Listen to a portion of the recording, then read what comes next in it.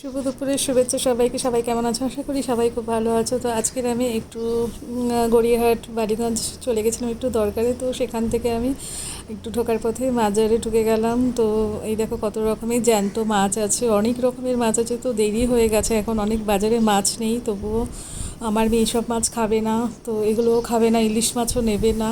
নেওয়ার ইচ্ছে ছিল, পরে নেব। আর এই যে আমরা এখানে চলে এলাম ফিশ ফ্রাইয়ের জন্য, ভেটকি মাছ নেব আর একটু চিলি ফিশের জন্য। তো দেখো এই যে চিলি ফিশের জন্য আর ফিশ ফ্রাইয়ের জন্য আর আমি ভেটকি মাছ নিয়ে নিলাম।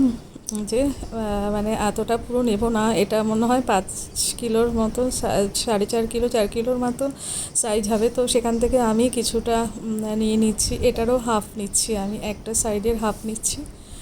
তো এটা আমি চিলি ফিশ আর ফিশ ফ্রাই করব। তো দেখো এই যে আমি এতটা নিয়ে নিচ্ছি, বাকি এটা নিচ্ছি না, এই যে এটা নিচ্ছি। তাও এটা এইটুকুর দাম 450 টাকা হয়ে গেছে, 440 টাকা।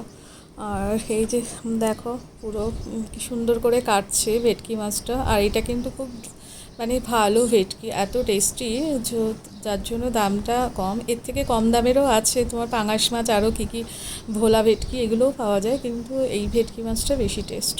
তো দেখো বেশি হয়নি, 7 পিসের মতন হয়েছে, এতেই আমার অনেক হয়ে যাবে। আর এবার আমি এই যেগুলো কাটা হচ্ছে, এগুলো হচ্ছে চিলি ফিশের জন্য। তো তোমরা সবাই বলো কেমন হয়েছে, লাইক কমেন্ট শেয়ার করবে, ফলো করবে। টাটা বাই, সবাই ভালো থাকবে।